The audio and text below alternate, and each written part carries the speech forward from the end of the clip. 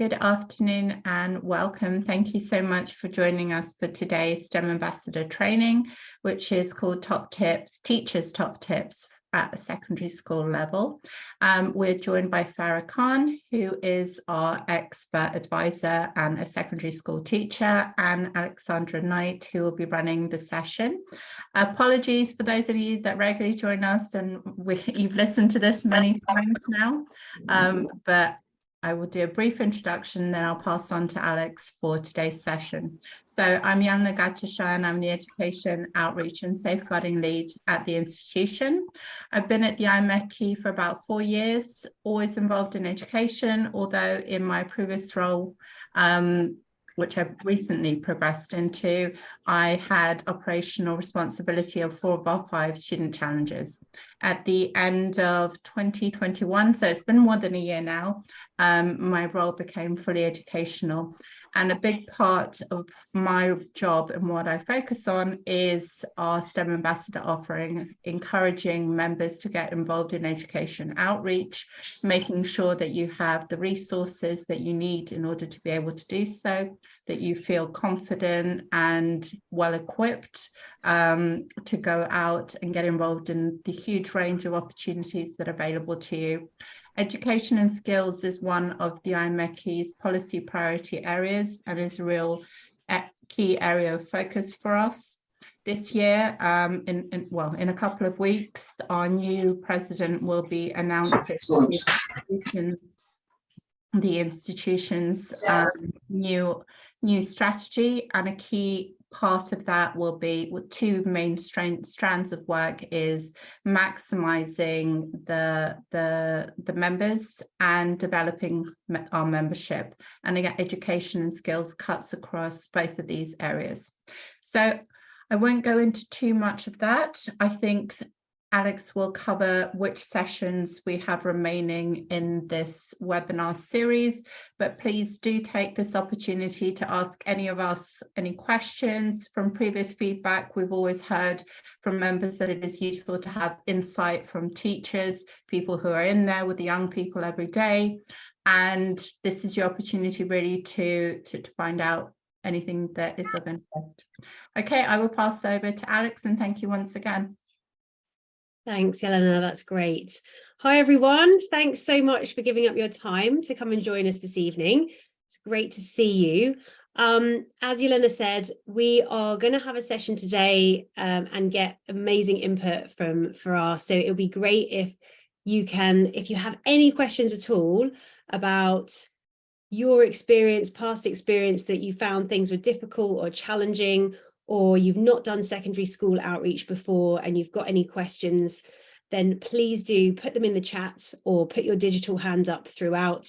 We're happy to kind of be flexible and informal in this session and take questions as they come. So feel free to either put them in the chat or just let us know, put your digital hand up and we can come to you. But I'm going to start sharing my screen because we do have a couple of slides just to help guide us through the session. All right, hopefully you can see that okay. Fantastic. So here we are, the next in our series. So we've done a few of these this year already. And so like Yelena said, those who've already been to one of these, you'll know who I am. I've done this introduction before, but if there are any new people in the audience, then hello, I'm Alex.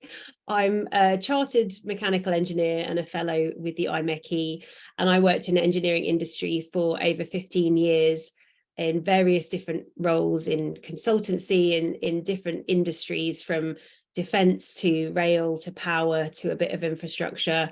And I set up STEMazing, which is a not-for-profit social enterprise all about amplifying inspiration and inclusion in STEM. I set that up in 2019, and I'm really, really honoured and pleased to be working with the IMechE as part of that education strategy to support you as the IMechE members to, develop your skills, to constantly be looking at CPD and how you can level up your public engagement skills, as well as hopefully inspire and motivate and support you to go and do more STEM outreach, because it is so needed. We really need more amazing role models like you, real engineers doing real engineering, going and inspiring young people, and young adults as well. So the whole spectrum of education, is so important that they get to see real life engineers. So that's fantastic. I can see we've got at least one regional education officer on the call. I'm not sure if we've got more, but at any point, if the REOs want to make any points as well, because you've all got fantastic, valuable experience, feel free to speak up. And for those in the audience, if you don't know who your REO is in your region, you can find out on the IMechE website. Is there a great source of inspiration and kind of events that are going on in your local area, regional in the UK? So if you want to find out who your regional education officer is local to you, you can go onto the IMechE website. Maybe Yelena can put a link in the chat to that, and I would highly recommend linking in with them, connecting with them, and making yourself known to them so they know who you are as well. Right, and I am going to hand over to our guest speaker to do a quick introduction. Over to you, Farah. Thank you, Alex. Wow, your credentials, though, really impressive. So mine are perhaps a bit more humble. However, very much in the education industry. I have been teaching for 20 years as a secondary science teacher, and I am the STEAM lead at my school. We won the House of Lords Award in 2016 for the most dedicated STEM club, which was a game changer for us. One of the reasons why we won that was because we incorporated the arts into STEM and completely revamped our provisions, which has been an amazing inclusion of diversity and experiences and enrichment for our students. Most recently, we were finalists for the TES Awards for the Best Science STEM Teacher and Team in Secondary Education as well. I'm personally a STEM Ambassador UK and an FCCT with the Fellowship for Chartered College of Teaching. I have got some collaboration that we've been discussing with STEMazing and Alex, especially in regards of women in STEM, and Inspiration Academy, which outreaches schools as well. So I felt like I could do a bit more there, but with my school job and the kind of demands of my actual role at school, I've been a bit limited at the moment, but I'm really hoping in the future I can take on more there. And I'm one of the 1 million women in STEM recognised just recently as well. My background is biomedical science. I'm a biomedical scientist by degree and profession before I became a teacher. So that's me. Fantastic. Thanks, Farah. And that, likewise, your credentials are amazing. And it's so, you're one of the most inspirational teachers I've ever come across, with how much effort and your own time and commitment that you put into inspiring your students with STEM and STEAM. And I'd love to have that conversation today about how you incorporate the A into STEM and incorporate that arts and creativity, because I think we all recognize that is so important as well, and really helps engage a whole spectrum of young people who may not be the ones that are drawn immediately to the maths and the sciences. So that's really, really fantastic. Thank you. Can't wait to get into that conversation. For people who are new to this series of training, just to let you know, as a bit of an introduction to this session, that we have this whole series, and so we won't be covering everything to do with STEM outreach in one session. That would be impossible. So we've focused on a few different topics to break it up into these our online webinars and a couple of in-person sessions as well. So the ones that have been done already, you can go and find them on the IMechE website and watch the recording, and you can see here how we've got a whole load of amazing sessions lined up for you in future as well. So please do get those in your diary, register for them online, and hopefully we'll see you there. Great. So last time we did an online session, we looked at STEM outreach for young children, focusing on primary age. And so it's just right that we have this session today focused on STEM outreach for older children. So we're looking at sort of year 5 and 6 up to 6th form. So where they're sort of transitioning into secondary school, so maybe upper primary transitioning into secondary school, and then going on to doing their GCSEs and their A-levels, or sort of maybe apprenticeship levels or GMVQ, or different things that they might do at that sort of college sixth form level. And it's interesting to think about the difference between how you deliver STEM outreach to young children and older children. And maybe we'll get into that in some of the discussion as well. But I'd be really keen to know, for people in the room today, the virtual room, what do you have experience with? So put in the chat what age group, and feel free to put in the age or the year group or the key stage that you have experience of doing STEM outreach with. Be good to get a feel for that. So just feel free to put that in the chat if you've done like all the different levels at secondary school, or you've done none so far at secondary school. That's absolutely fine, because we recognise we will have people here who maybe are new to being STEM ambassadors. So feel free to put whatever level you've got. Okay, so Merrin said all levels. That's great. All years 1 to 13. Wow, well done, Ian. Ross said all levels, but most recently career ready 16 to 18. John, all age groups, but mainly external shows. Harry, none yet at secondary, focus on primary currently. Okay, fantastic, fantastic. Well, and Joe says, I'm completely new, so no experience at all. That's absolutely fine. Just thank you so much for joining us, because this is what we're hoping to do, is inspire people who maybe haven't done this before to start doing it, or those who have done some to think about how they can level up and do even more. So thanks very much, everyone, for putting that in. That's great to see. Okay, so if we have a look at the next slide, which is getting on to actually having a conversation with Farah, and so if you can come back on screen, that'd be great. And I think when we had a chat about this previously, and you've come up with sort of your top tips here, and I think it would be great just to actually sort of go through them and get a bit more context behind, from your perspective, why are these so important?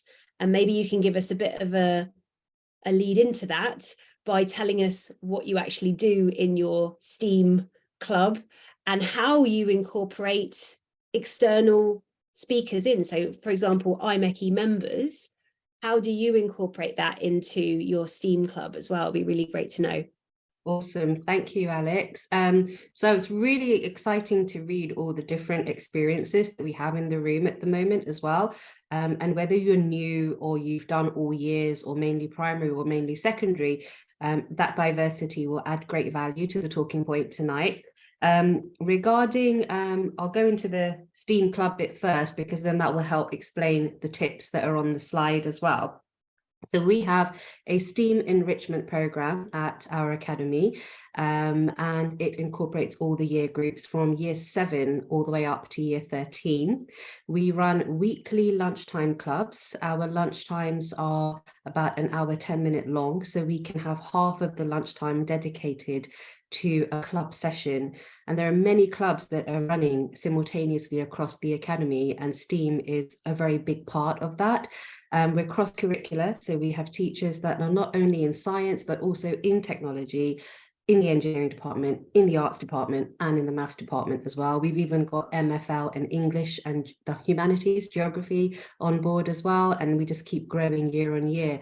So every day there's a half-hour lunchtime STEAM club happening, and different year groups are run on a carousel basis. So they will rotate every 4 weeks from one project with one teacher in one subject area to another one. So every 4 weeks, they're just carouseling through until the academic year is completed. And we have enough staff engaged, enough time allocation, and we have enough student interest as well to be able to run such a busy carousel of weekly lunchtime clubs every single day, which is unbelievable. I mean, I didn't actually know that you run a STEAM club every single day and carousel it around with different teachers involved. Absolutely. That is seriously impressive. That's amazing. Lots of students, so all the way from year 7 up to year 13. They're categorized into Key Stage 3 STEAM club, so that's the year 7 and 8. And then Key Stage 4 STEAM club for us is our year 9s, 10 and 11. And then we have year 12 and 13 titled Sixth Form STEAM Ambassadors. So there are different provisions. It's differentiation according to their key stage and what they would be looking for.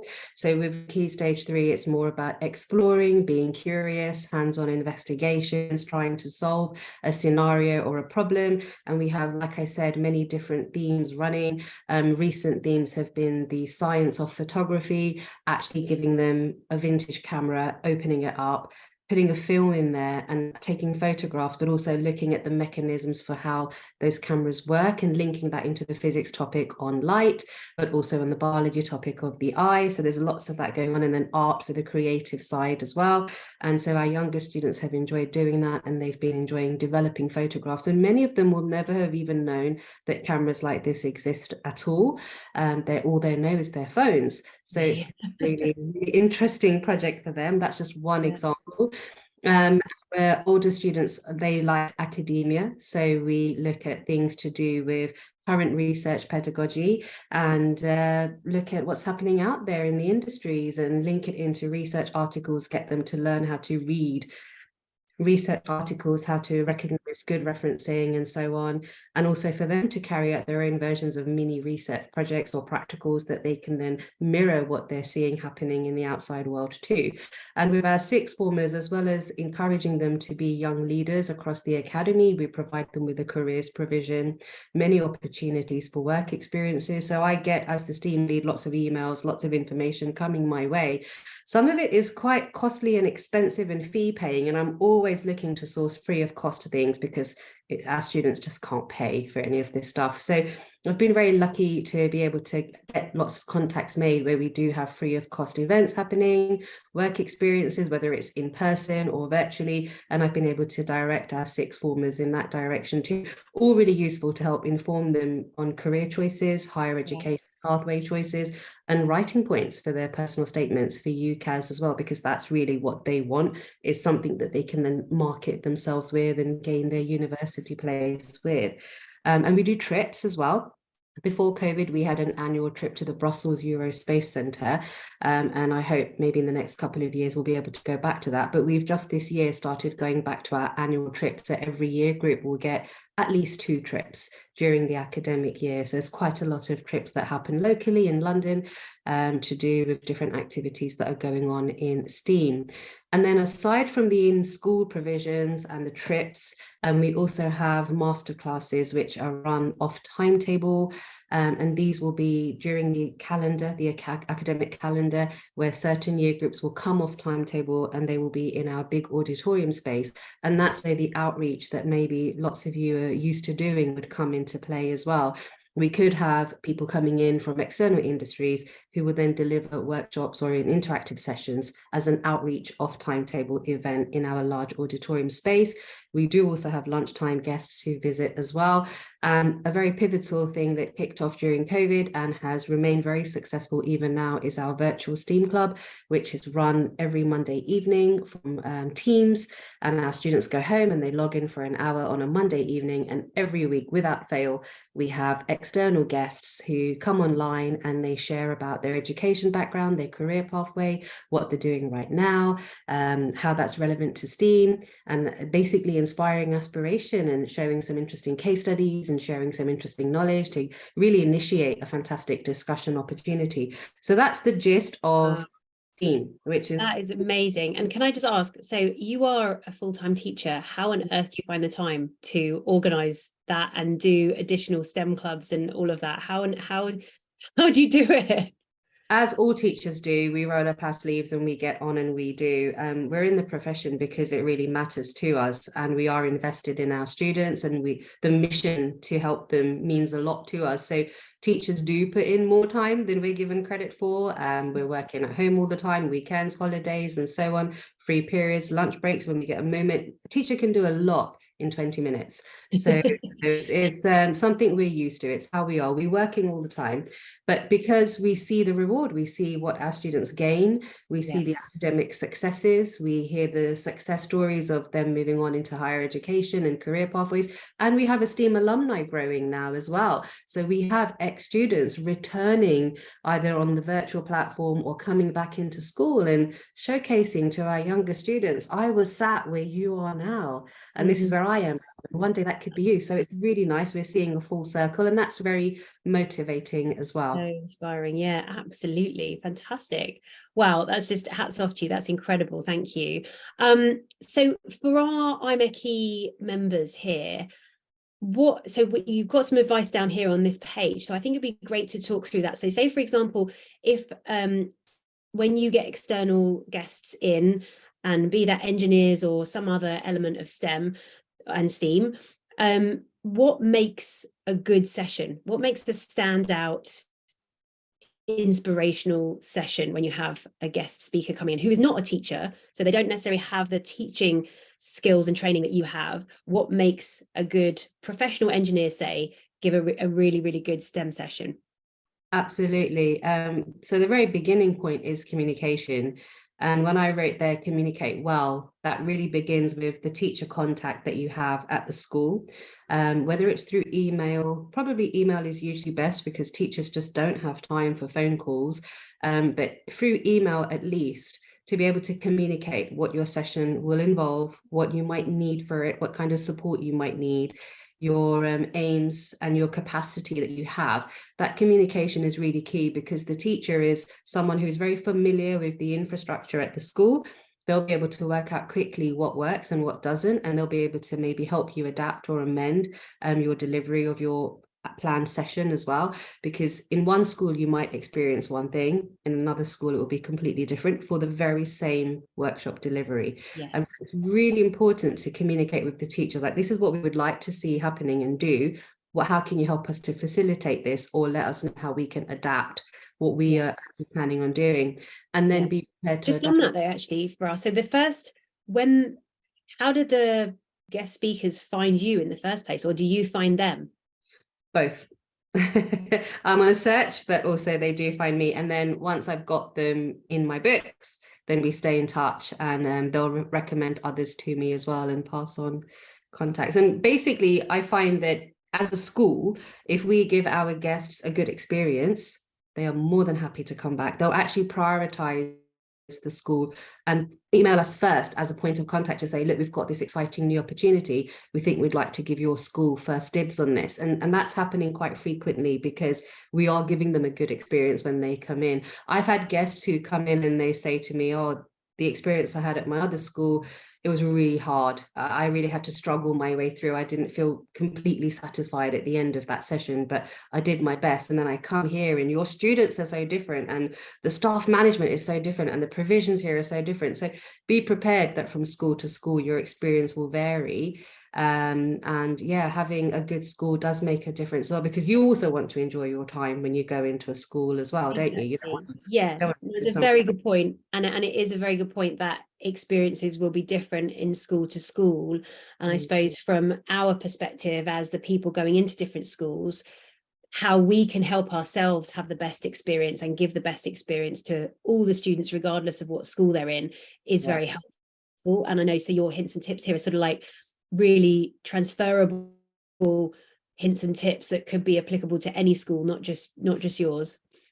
And definitely adapting your planning. You might find that there's equipment that you don't have at the other end, and so that's going to affect how you plan something or how you deliver something. Or you might find that behavior is different, or something, or time structure is different. So where you might have a 2.5-hour workshop planned, perhaps the school's lesson timetabling only allows it to be an hour and a half or 2 hours exactly. So to be able to adapt that planning and know where you can do that, making things easier for yourself, especially, keep it simple, but also for the school and the teachers, because as we've mentioned already, teachers are incredibly busy people. The minute we are asked by our outreach team, oh, can you help prepare trays of this, this, and this, we freak out. We don't like that. It puts stress on us, because we're already doing so much. We don't want So extra busy, work. yeah. It's so normally when that starts happening, I start refusing. So for my school, to represent my school, I start refusing additional workload for my staff, because I know then I will lose the engagement of my staff as well. They won't want to do these outreach programs if we're having to put in extra work too. The idea is that the outreach program should be able to come in prepared, fully equipped, nice and simply all done, and we are helping to support that, and we are supervising, behavior managing our students while you're bringing your enthusiasm, while you're bringing that engagement level and that enrichment level too. And in your planning, be really clear on which age group you're focusing your sessions on, and be prepared to grade your language accordingly. How many students you can accommodate at one time, what kind of equipment you might need in terms of, do you need any science equipment? I mean, sometimes schools can provide that as well. You know, schools do have equipment, and if they're given enough notice, they might be able to rally together and get things for you. If you need IT equipment, if you need a lapel mic to be heard clearer, things like that, a remote to change your slides on the screens, whatever you need, you should make sure that's really clear. If you need a parking space even, all those things, accessibility and so on, how long your sessions would last, and what kind of groupings you expect your students to be in. Should they be in groups of 5, or do you expect them to be in groups of 10? Because then at the other end, we can work out the tabling and the seating plan and make sure everyone is how you need them to be. I've put here, provide as much of the equipment, simply because schools are, as you know, underfunded, and you know, we do have equipment, but we don't have the best of equipments, and so to make sure that you are bringing the equipment with you. Whenever I've had sessions where the equipment has been brought, it's been amazing. It's been really good. And fortunately for all of us as IMechE members, the IMechE provides the resources for a set of activities that are really fun. And I know you're going to get onto the importance of engaging activities, but so for all our members on the call, you can get access to resources free of charge to you, and therefore take them into the school and be prepared, have everything that you need. I mean, I think there might be some things like, say, a Pritt stick or some paper or some scissors or things that you'll need in addition, but basically all the key resources that would maybe be a bit harder to get will be all available. So that makes life easy for us as the IMechE members and for you as the teachers. Fantastic, thank you. Engaging the students and hands-on activities. The most successful sessions that we've had have been ones where it's been about the students, about facilitating their curiosity, their questions, and helping them, guiding them to actually come up with the answers, the solutions. Not talking for too long. I have had external guests who have spoken for 45, 55 minutes non-stop. And it's just passive listening, and you will lose the students when they do that. And that's not really engagement. So to get them actively engaged, surveys, little quizzes, some group collaboration, brainstorming of an idea, make something really quickly, or quickly problem solve something, just to set the scene and engage them. Showing them a video is always a good idea, especially when it links in with what you're trying to achieve in your session, and immersing them through hands-on activities. So the best ones we've had have been ones where they've been building and doing and trialing, and it's been messy, it's been creative, it's been very analytical, it's been trial and error, but they have been hugely successful events when they happen. DBS is important when you're going into schools, because for safeguarding purposes, we do need that. We're also not allowed to leave you alone during the day either. So you would remain with your school contact during the day. At my school, we provide refreshments and tea, coffee and lunch and everything. So that's nice. And media permissions. So if you are expecting to release any photos on your social media platforms for IMechE, then obviously to, as courtesy, ask the school to make sure they have parental permissions for that kind of thing. Schools take photographs anyway, and we would use them on our own intranets and our own systems anyway. But you know, if you were to use any, we would need to allow for permissions for that. I think that's covered the gist of everything in terms of effective delivery at secondary. And it will be great to see what people come up with in your suggestions and your ideas and questions. Yeah. Well, if anybody's got any questions, then please do let us know. Put your digital hand up or put them in the chat there. And just to, while you're thinking about that, oh, yep, John Butler's already got straight in there. John, feel free to ask a question. Thank you. Not a question so much. Coming on to the DBS comment. Oh, yeah. Because the engineers go in and the teacher must always be present, not all schools demand DBS. Some do, some don't. But you shouldn't have to have it if the teacher's there, although some schools do ask for it. Thanks for making that point. I think from the IMechE perspective, if we're hoping that everybody is going to become a STEM ambassador with STEM Learning UK, you get your DBS automatically as part of that, don't you? I don't know, Yelena, do you want to mention anything on that? Hi, yeah, I don't think it's a legal requirement, but the IMechE strongly urges members to, and it's actually part of our new safeguarding policy, that we require our members that go into schools to be registered as part of the STEM Ambassador program. And within that, they do a free DBS check. And that will give everybody peace of mind. It also ensures that you have insurance when you go and take part in any activities, and provides all the protection for the children and the members involved. So we would strongly recommend, and we require our members to become STEM ambassadors if they are going to get involved in outreach. Yeah, and it's a very simple process to go through. It doesn't take very long. Yeah. So it's very easy to do. Just go onto the STEM Learning website and you can register as a STEM ambassador there if you haven't already. Thanks for that. Great. Good points. Ian, I can see you've got your hand up. Did you have a question or comment? Yep, Soon down here. I do a lot of different years, from reception in primary school right up to kind of university entry students. The year I have most difficulty with is year 8, right? So all primary schools are brilliant. I spoke to you before on one of these sessions. I've got a jet engine which I take in. We do lots of activities, from rocket balloons up to gyroscopes and bicycle wheel spinning, things like that. Year 8 just seem to lose interest. Year 7's fine, secondary school, because they're still on the buzz of being in primary school. As soon as they get to year 10 and 11, obviously they're getting focused on GCSEs, and by the time they do A-level physics, they're really focused on what they want to do.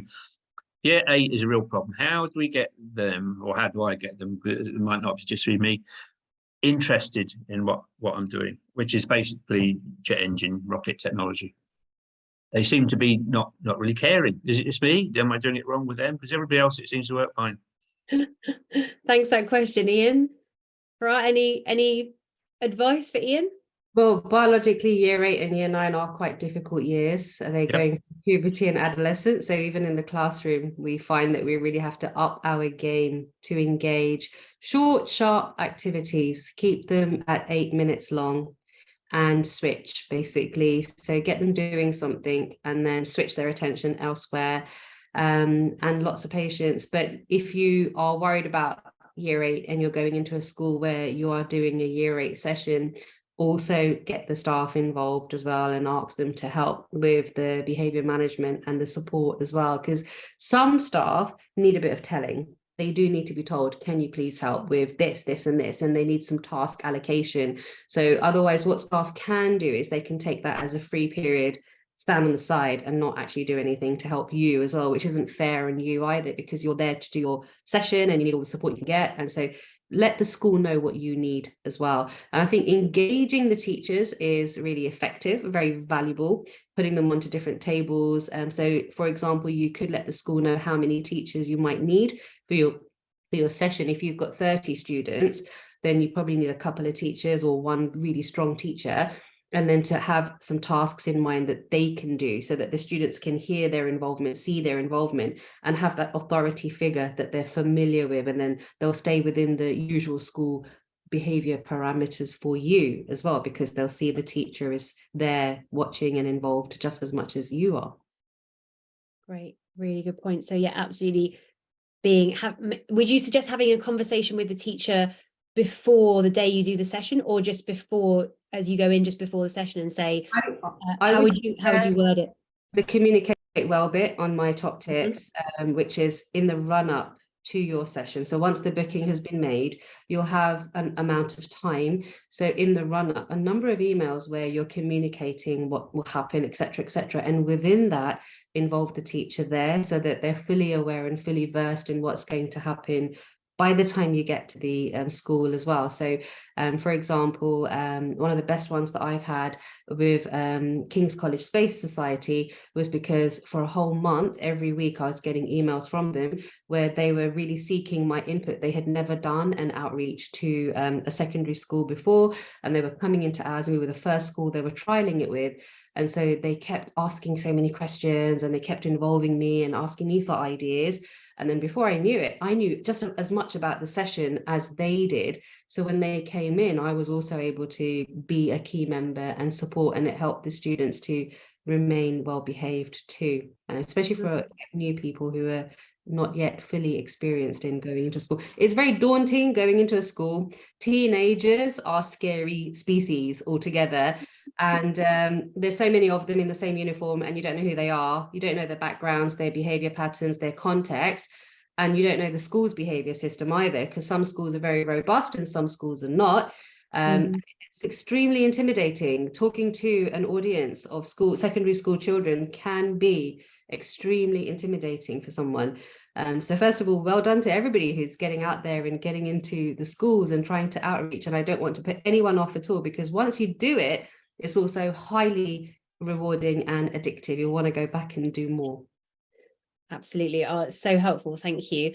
And I think the behavior management piece is something that comes up quite a lot in terms of people's worries and sort of maybe a barrier to them wanting to do it, especially with certain age groups. So hearing you say is absolutely fine and should be expected that you ask the teacher to deal with the behavior management and give them that task in the room and give them other tasks to do as well.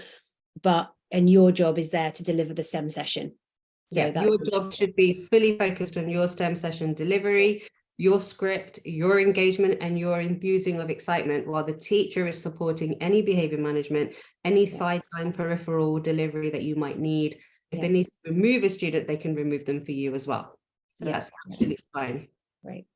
And coming back to the point you made at the beginning about the A in STEM and how that's kind of really made you stand out and doing the STEAM club, how have you incorporated, or how could we as IMechE members in our session, when we're thinking about it, how can we incorporate the more creative and arts side of things to be inclusive and inspire as many young people as possible with STEM? It's all to do with creativity, isn't it? Because if we look at just STEM alone, that's very logical, analytical, methodical, technical. The moment we put the A in, which is the arts, it's about creative application, and it helps you to enhance your problem-solving ability as an individual too. So in your sessions, if you have something that involves building, designing, constructing, testing, these things are really good. While that could also fall within the STEM arena too, but for STEAM to use new unexpected materials or new unexpected problems to solve that maybe no one's thought of before, something very creatively done, that would be really helpful to get the A in. So in America, STEAM is very digitech, but at my school, what STEAM is all about is really getting creativity on side, whether that's through art, designing, creating, building, inventing, but also to incorporate that just as much into STEM, so that when our students go into the global workforce, they can hit 100% of the employment sector through all the skills that they then have developed. It's fantastic. Absolutely fantastic. I just adore what you're doing. I think that ethos around being curious and creative is just absolutely brilliant, and it absolutely will make them stand out in interviews and things like that, and being able to use your STEM club, STEAM club, with all the experiences they've had around that. What a brilliant thing to be able to talk about on their personal statement, in interviews at university, and interviews even when they get into the workplace. Fantastic. So if anyone's got any more questions, feel free to put them in the chat or let us know, raise your digital hand. I'm just going to go on to the next slide I had here while people are thinking of more questions, because I think one of the things that we may be tempted to do as engineers is sort of create our own resources and look at where we can sort of, you know, basically be creative ourselves and start to, you know, design our own presentation or our own ideas. And I would say there are so many useful resources out there that make sure you are not reinventing the wheel from scratch every time. So use those resources, because like Farah said, things like videos, the This Is Engineering campaign, with there's so many videos now, really inspiring videos with inspiring role models about inspiring topics to do with things that connect engineering to the real world and actually making a difference in the real world. You can pick out one of those videos and pretty much link it to anything that you're talking about. So having those, and they are short, sharp videos. So maybe for a year 8 group where you're looking to context switch every 8 minutes, which I didn't know about. So that's I've definitely learned something tonight. These short, like minute and a half videos to intersperse what you're doing would be a fantastic resource. Farah, do you use any of these resources, or do you have other open source resources that you could recommend any of us have a look at? So do you mean like within our STEAM Club provisions? We use whatever is really out there, and we also create a lot of our own as well. So very bespoke resources, personalized to our students. Currently, we've been using a lot of things of our own, but we have dipped into STEM learnings. We've got loads of STEM Club resources as well, so we have dipped into those. But pretty much most of my teachers who are in the STEAM program, they have very unique projects that they are running for the 4 weekly rotations, and these projects may not yet be out there, so there might not be many resources especially for those kind of themes. So what we'll do is we'll see what is out there and then try and dip in. And like I said, yeah, STEM learning is really good. Energy Quest is another really good website for engineering resources too. This is looking really impressive as well.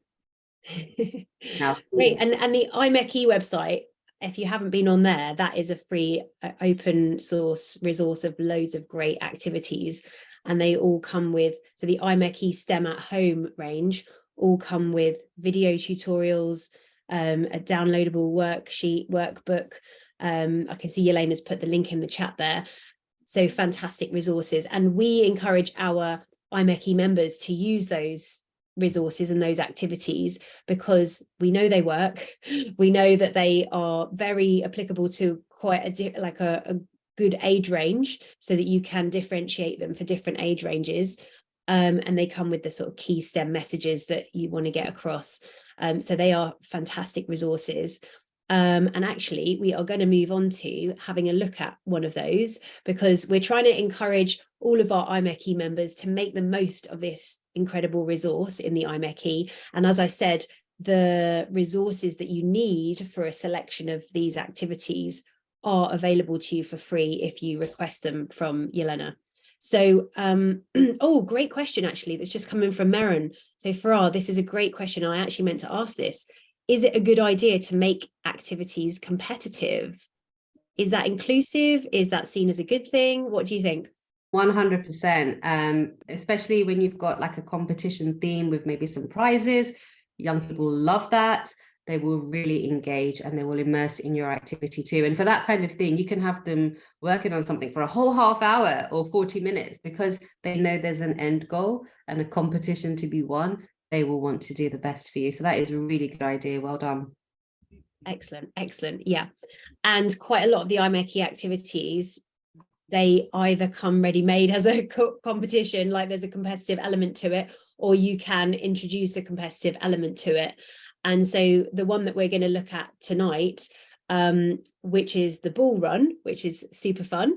And I don't know if anybody here at home taking part today has got the resources and wants to have a go with us creating this tonight, maybe turn your camera on if you have got the resources. I know there's quite a lot of resources for this one, as in not necessarily stuff you might have around the house, like you may not have wooden dowels. I mean, if you're a good engineer, you're going to have some dowels around your house, aren't you? Not really, no pressure. If you don't have them, you're still a good engineer.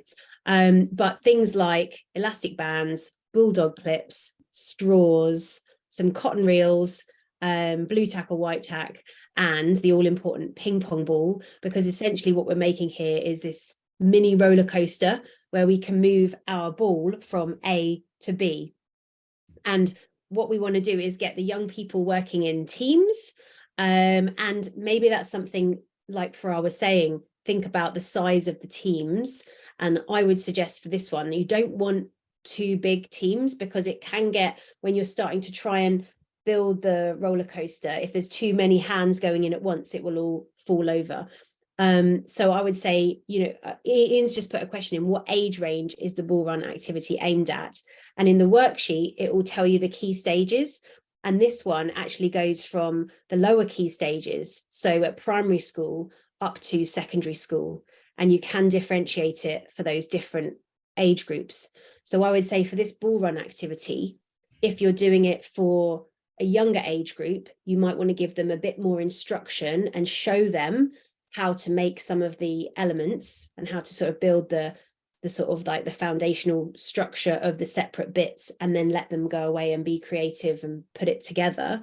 Whereas if you want it to be for the older groups, older children, you could literally give them the worksheet, give them the resources and say, go ahead, design and build your ball run, so that you give them less instruction and direction, and they are left to their own devices to work it out. And then actually what we found when we're doing these is you get way more creative solutions when you don't show them how to start and you just leave it down to them. So that's always really good. So with this one, what I found also is that if you don't have dowels, you can do it just with straws. So for to build a roller coaster, you could do it literally, just because I've done one earlier today with my children. You just need straws, the cotton reels, some blue tack, and the bulldog clips and the ping pong ball. So you could get away without having the elastic bands and without having the wooden dowels, but by having those, you make it stronger and more secure, more robust, obviously.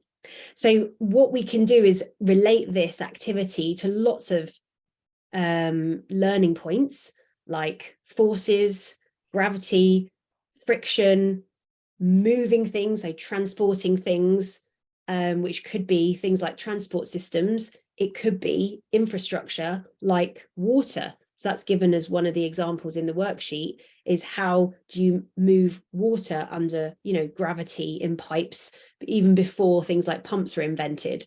So getting them thinking about, why is it important that we build structures to move something from A to B?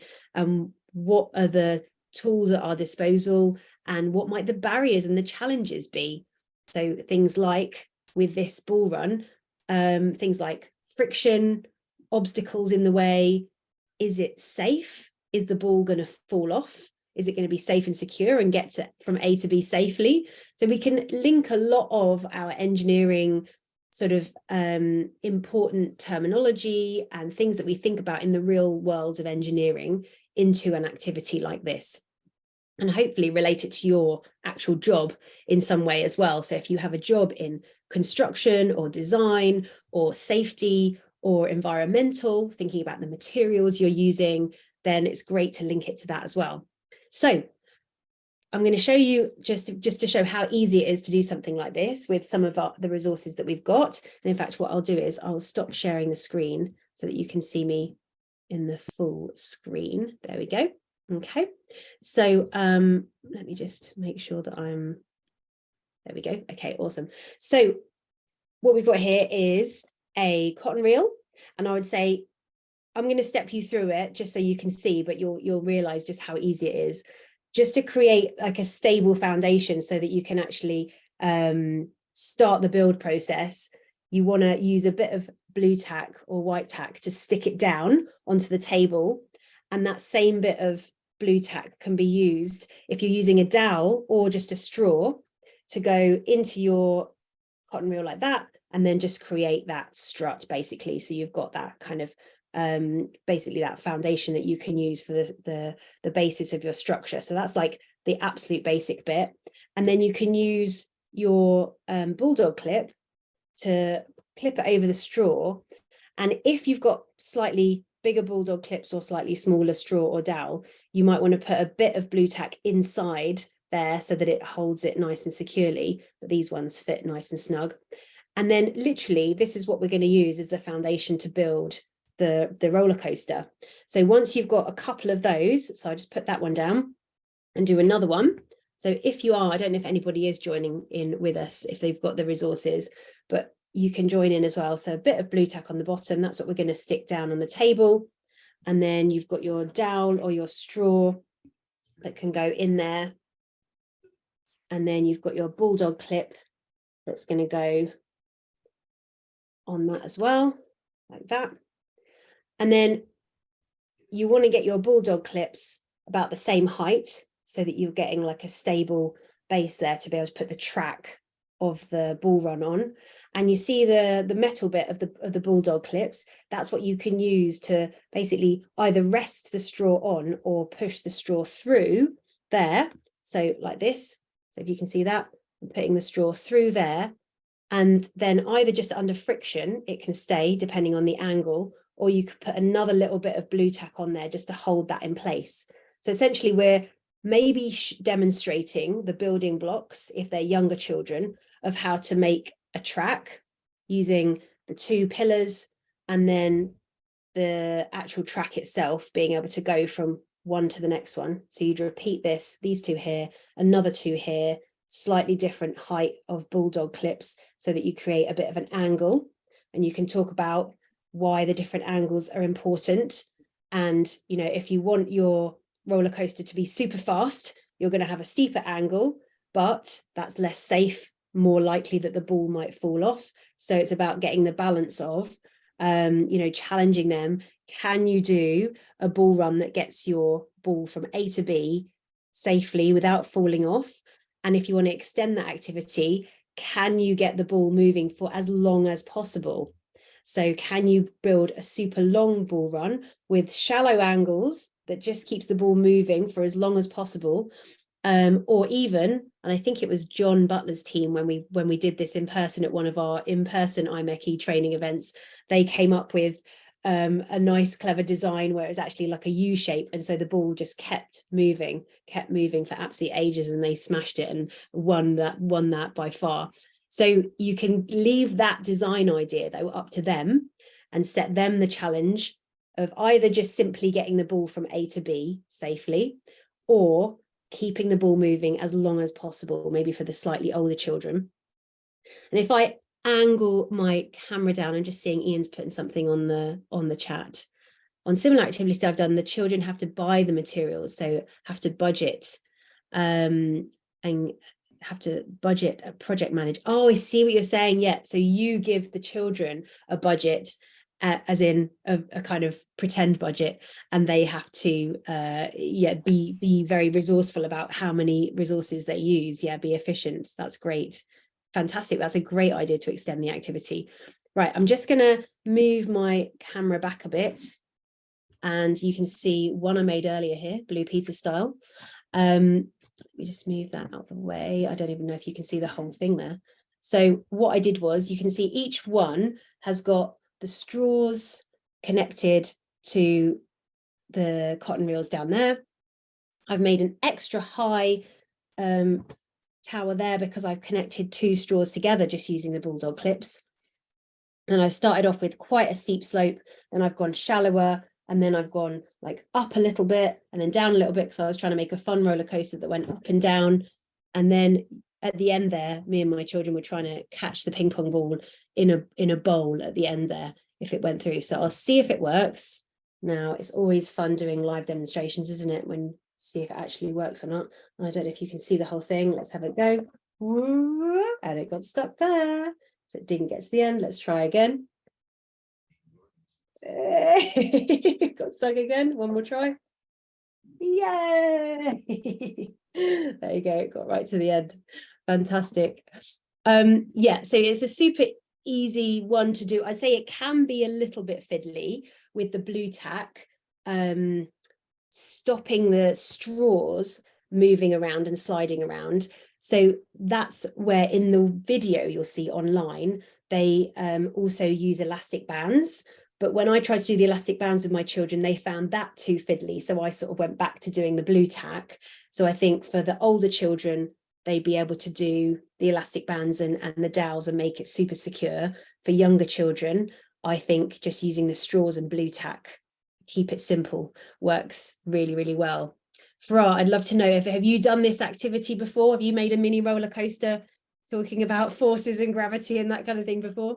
I love this. It's so exciting, and what a great way to, you know, look at forces and gravity and everything. And we've done spaghetti towers. You probably know spaghetti and marshmallow towers, and to see which is the strongest structure. And we've tested it with like lots of big objects, big teddy bears or masses or whatever. We've done that. We've done newspaper bridges, but not a roller coaster. And the equipment is so simple as well. Exactly.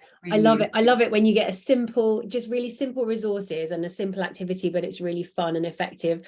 And something like this, where in small teams of maybe just 3 students in a team, you could have a competition as to see who could make either the tallest or the longest, or the one that keeps the ball moving for the longest amount of time.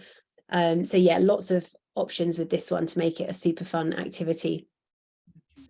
And also, I mean, I know, so a woman who I used to work with in the Women's Engineering Society, she's now Dame Dawn, she used to be a roller coaster engineer. So that's a pretty cool role model to bring up when you're talking about something like this, and show Dame Dawn. And she used to be the chief engineer for all of the theme parks like Alton Towers and Chessington and all that kind of stuff.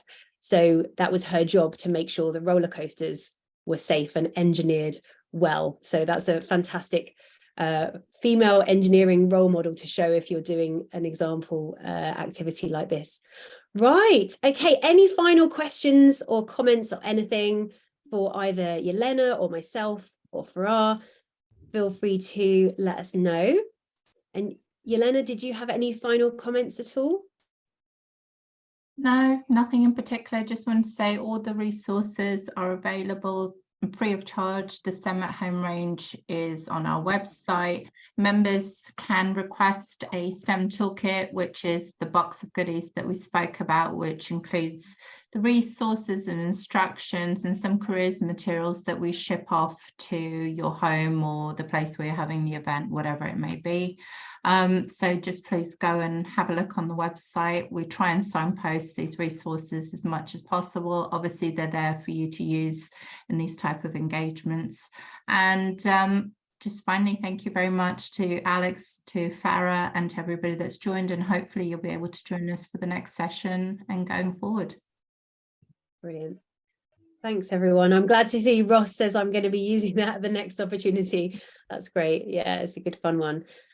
Thanks so much, Farah. I really appreciate your time and your wisdom and sharing your experience. And I know how busy you are, but you are doing such an amazing, inspirational job. So just from everyone at the IMechE, thank you so much for what you're doing to inspire those young engineers, hopefully. And yeah, we'll stay in touch. Thank you so much. I just wanted to thank everyone who is going out to different schools, because while we're the teachers, we do all the classroom stuff. It is truly you, the role models of industry, who the students are going to be looking at and aiming to be and aspiring from as well. So that is really valuable. Thank you so much for the time that you're taking to go into schools and helping to enrich all our students as well. Really appreciated. That's a great perspective. Thank you, Farah. Yeah. And obviously the institution absolutely supports what you're saying. And I think you covered it earlier, that the secondary group can be a little bit scary at times, but they're definitely the group where I think you can have a lot of impact with. And especially when they're picking their choices and subjects, they're the ones that we need to be engaging with. I mean, we need to be engaging across the piece, but a lot of work to be done there. Thank you. Likewise, if you want to trial any of your workshops, something new that you've not yet delivered to other schools, or you want to kind of refine something, we're really good as guinea pigs. So you can come in, feel free to reach out, come to my school. We'll give you a really good experience as well. And you'll get to really trial and see how your workshop goes before you go hitting other schools with what you're doing. So do think of us and keep us in mind for that too. We will absolutely take you up on that. Thanks very much, Farah. Thank you everybody for joining us. Great to see you. Really appreciate your time, and hopefully see you at our next one. Thanks everyone. Everyone.